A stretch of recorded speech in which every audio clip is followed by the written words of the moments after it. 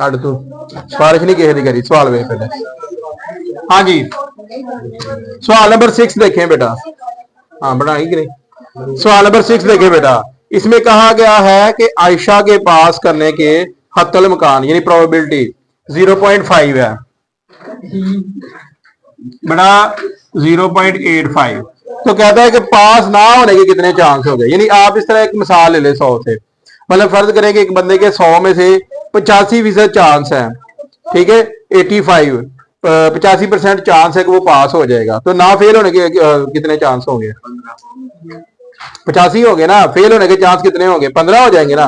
तो बेटा इस वाले केस में हमारे पास ये इंतहाई आसान और बहुत ही आसान सवाल है। ध्यान से देखिए, यहाँ पे 1 में से क्या करेंगे? पी ऑफ ए को माइनस कर देंगे, जिसका नतीजा देखिए क्या निकलता है। यहाँ पे हम लिखेंगे 0.1 माइनस 8.5 और जैसे बेटा इसे माइनस करेंगे यहाँ पे आएगा 1.5। ये ले बेटा, ये हमारा सवाल कंप्लीट हो गया।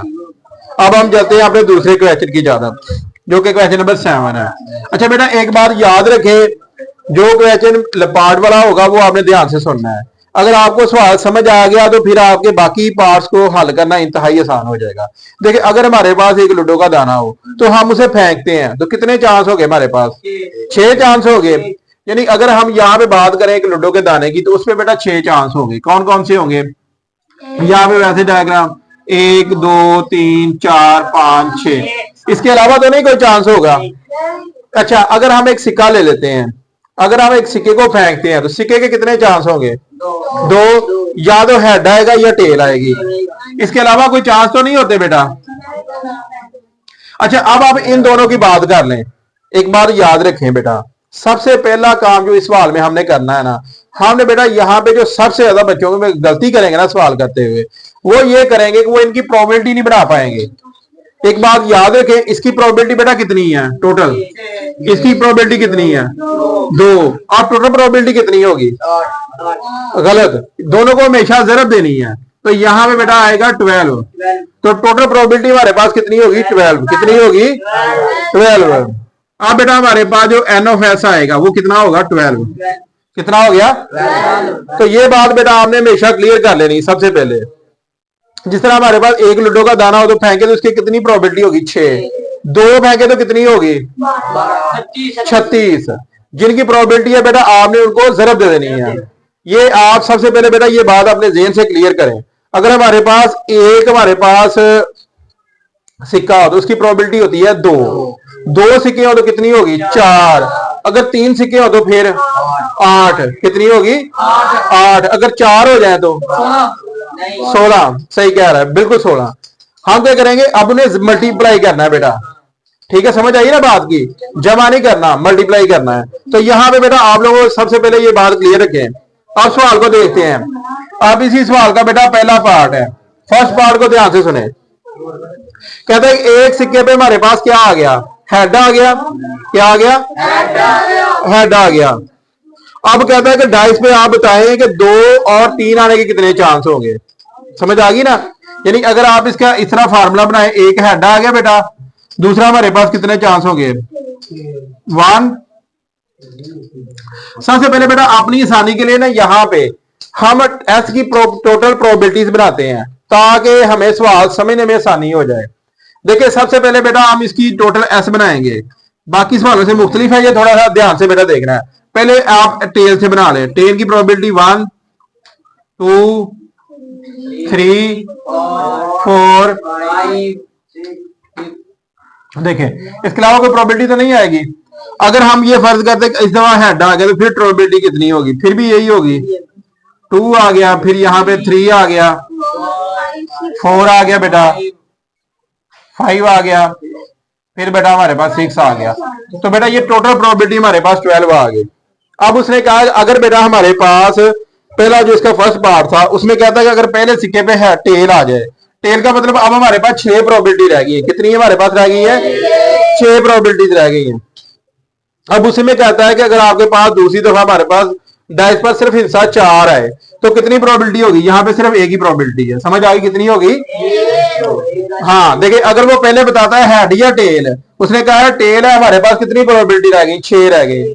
अब 6 में से कहता है कि एक के ऊपर 4 आए, तो हमारे पास एक प्रोबेबिलिटी है। अब हमारे पास जो एन ऑफ ए है बेटा वो कितना आ गया, 1 आ गया।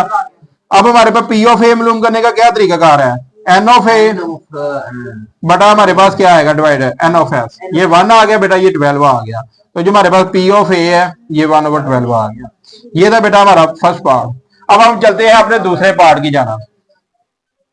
इसमें क्या कहा गया है, ध्यान से सुने। कहता है अगर सिक्के पे हेड आ जाए, अब जैसे बेटा उसने हेड कहा है तो मतलब ये कि हमारे पास प्रोबेबिलिटी 12 से कम होकर 6 रह गई है। कितनी रह गई है? 6। अब इसमें क्या है, इसमें कहता है कि हमारे पास 2 और 3 आने के कितने चांस है। तो मतलब यहां से आप गौर करें जरा, 2 और 3 कितने चांस हो गए, 2 चांस हो गए। तो यहां पे बेटा देखिए हमारे पास एन ऑफ एस हमारे पास 12 ही रहेगा, मगर यहां पे एन ऑफ ए हमारे पास आएगा 2। अब देखिए हम कैसे मालूम करेंगे, यहां पे पी ऑफ ए मालूम करना है जो कि हमारे फार्मूले के मुताबिक है n of A divided by n of S. तो बेटा यहां पे हम लिखेंगे 2, यहां पे 12 आ गया, और यहां पे आप जैसे डिवाइड करेंगे ये 1/6 आ गया। तो बेटा ये हमारा इसमें आ गया जी पार्ट, ये हमारा था सेकंड पार्ट। अब हम जाते हैं थर्ड पार्ट की जानब। उसमें क्या क्या गया है, उसमें कहता है कि आपने बताना है कि सिक्के पे हेड और टेल, ठीक है, यानी 2 चांस हो गए, यानी हेड और टेल मतलब 12 हो गए बेटा। अब लेकिन इसमें एक फिक्स किया है, वो क्या किया है, वो कहता है कि डाइस का जो दूसरा है यानी जो लूडो का दाना है उसके ऊपर 6 आ रहा है। तो यहां पे बेटा हमारे पास ये 2 चांस हो गए, ठीक है। अब उसने क्या किया, लूडो के दाने को फिक्स कर दिया, यानी पहले उसने लूडो का दाना फेंका तो उसके ऊपर 6 आ गया, मतलब 1 चांस हो गया। अब वो डाइस को जैसे ही फेंकेगा तो 2 चांस हो जाएंगे। क्या चांस होंगे, मतलब यहां तो उसके ऊपर हेड आएगा या टेल आएगा। तो बेटा अब यहां पे एक बात हमेशा याद रखनी है कि दोनों के चांसेस को जरूरत देनी है, तो हमारे पास 2 आ जाएगा। वैसे इस फिगर में चाहे लिख लें, यहाँ पे एन ऑफ ए क्या आ गया, 2 आ गया। एन ऑफ एस हमारे पास क्या था, 12 था। पी ऑफ ए मालूम करने का क्या तरीकाकार है, n of A divided by n of S.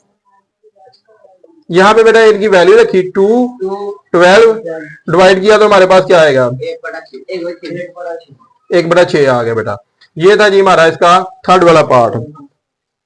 अब बेटा हम जाते हैं 4 वाले पार्ट की जानब। 4 वाले पार्ट में क्या कहता है, कहता है कि सिक्के के ऊपर बेटा कहता है टेल ना आने के चांस, और सॉरी सिक्के पे टेल ना आने के चांस और डेस्क पे 5 ना आने के चांस बताएं कितने हैं। तो वही तरीकाकार पहले हम सबसे पहले देखते हैं, टेल आने के बेटा हमारे पास कितने चांस थे, 6 चांस आ गए, मतलब 1 आ गया।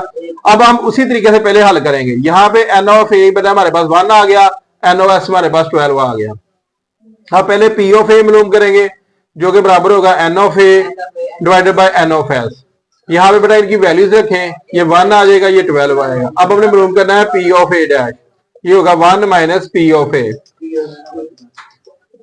तो यहाँ पे बेटा इनकी वैल्यूज रखें 1/12। आप जिसे 1 से माइनस करेंगे तो बेटा ये आएगा 11/12।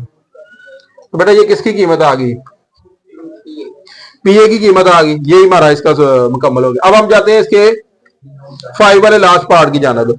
उसमें कहता है हेड और सिक्के पे हेड और 2 और 5 ना आने के कितने चांस होंगे। अब मतलब कि हेड है तो मतलब ये वाली पॉसिबिलिटी आ गई हमारे पास। अब कहता है 2 और 5 मतलब ये कितने चांस हो गए, 2 चांस हो गए। दोनों को जरूर देंगे तो हमारे पास एन ऑफ ए क्या आ गया, 2 आ गया।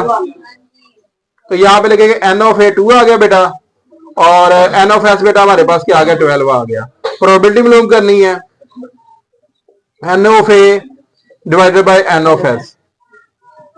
तो बेटा यहां पे हम 2 रखेंगे, नीचे 12 रखेंगे, डिवाइड करेंगे तो ये हमारे पास क्या आएगा, 1/6 आ जाएगा।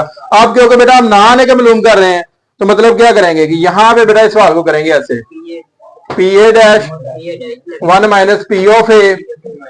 तो यहाँ पे बेटा इसकी वैल्यू रखें 1/6, तो ये 6 यहाँ पे रखेंगे, माइनस करेंगे तो 5/6 आ जाएगा। ये बेटा हमारे पास की प्रोबेबिलिटी है। चलें, क्लियर है सबको, चले बेटा ये नोट करें बस।